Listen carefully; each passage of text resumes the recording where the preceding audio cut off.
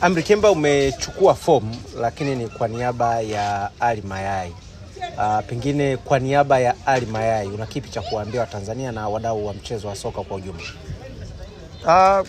Kwanza kwenda kuchukua fomu ni kwa sababu kakaangu Mayai alikuwa na nia ya kuchukua fomu na bahati mbaya amefiwa. Kwa hiyo amefiwa na babake, kwa hiyo yupo Tabora kwa kuzika. Akaniambia basi pita hapo nichukulie.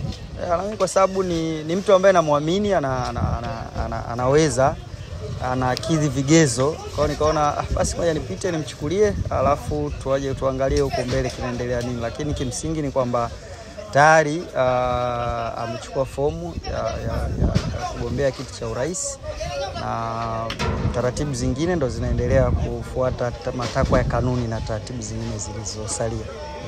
Kwa mujibu wa taarifa rasmi ya TFF walisema ukichukua fomu inabidi uchukue na kanuni. Yeah. Umepata kanuni? Yeah, nimechukua kanuni. Nimechukua kanuni ambayo ina takriban kurasa 28. Nini kinafuata baada ya hapa? Kinafuata ni kufuata kwanza matakwa ya kanuni, ikiwemo kurejesha pale lazima urejeshe ukiwa na risiti ya malipo, lakini pia ujaze kadri ya yale mahitaji ambayo yanatakiwa kwenye form, then unarejesha form. Ukiangalia kanuni zilizowekwa, Ali Mayai anatoboa. Unaweza cha kwanza unachukua form, then ukiwa mle ndo unaweza ukawa na nguvu ya kurudi na kusema kanuni zina kunyima kiasi gani huo uwanja, inatoa uwanja kiasi gani kwa watu kuja kupambana. Kwa hiyo sasa hivi huwezi kuanza kuzisema kanuni wakati bado uko nje, lakini kwa sababu tayari ameshachukua fomu anaweza kuona, na wakati mwingine anaweza kushauri sehemu gani ambapo panaweza kufanywa kazi na kuziangalia kanuni. Kwa sababu mwisho wa siku hata kanuni za TFF zinasajiliwa na BMT.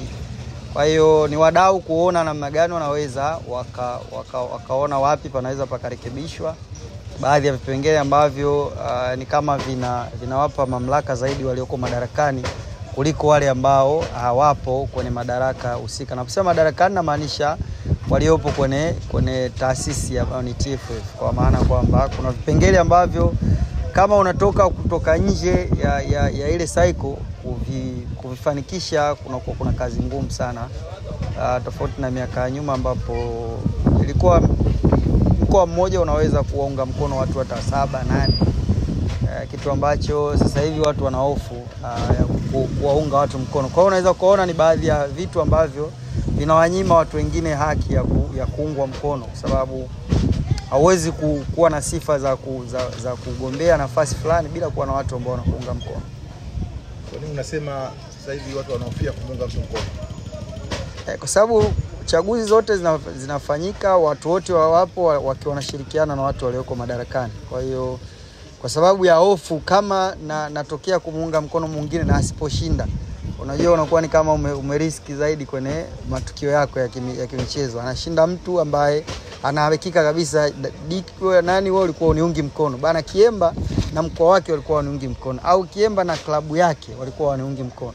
Kwa hiyo unaweza ukapitia kipindi kigumu, na unajua mtu akishashika mpini anaweza akakata popote ambapo anahisi anaweza kukata. Inaweza asikukate moja kwa moja, lakini akawa anapita njia ambazo zikawa zinakuathiri. Kwa mfano kama timu kwenye kushindana ukawa hamna uwanja fair wa kushindana, ukajikuta hata una uwezo na nini lakini ukashuka daraja, kitu ambacho watu wengi wanaogopa. Kama mkoa kuna baadhi ya vitu vinaweza kuwa uvipati. Kwa mfano sasa hivi watu wa majumbe wa mikoani kuna safari hizi za timu ya taifa za nini, unaweza kawa wewe tena zikawa zikupitii. Kwa hiyo kuna vitu vingi ambavyo vinawafanya kuona kwamba nikiunga mkono jitihada fulani basi natakiwa kuwa 100% kwamba hizo jitihada zinashinda kama zinatoka nje ya taasisi. Kama unaonekana hauna uzito huo, kuungwa mkono itakuwa ni kazi ngumu sana.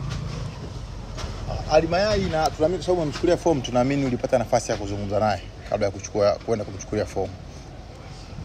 Uchaguzi uliopita TFF aligombea nafasi hiyo, lakini kwa bahati mbaya hakufanikiwa.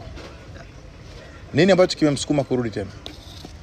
Kwanza kushindwa ni sehemu ya kukubali demokrasia, kwa maana kwamba umeshindwa na unakubali aliyeshinda ameshinda, lakini unasubiri wakati mwingine kuja na kujikuwa mbele ya watu na kuelezea tena kile ambacho unaweza ukakifikisha. Kwa hiyo kama unashindwa na unasema mimi sishiriki tena, ina maana wewe hujakubaliana na kule kushindwa. Aliyekubali kwamba ameshindwa anakuja tena upya na kuangalia namna gani anaweza akajazia kuanzia pale mwenzie alipokuepo na akaishia, au akaleta kitu kipi ambacho hakikuepo kwa wakati huo. Kwa hiyo wakati mwingine kukubali kushindwa ni sehemu ya kujipanga na kuja upya kwenye mchakato wa ushindani.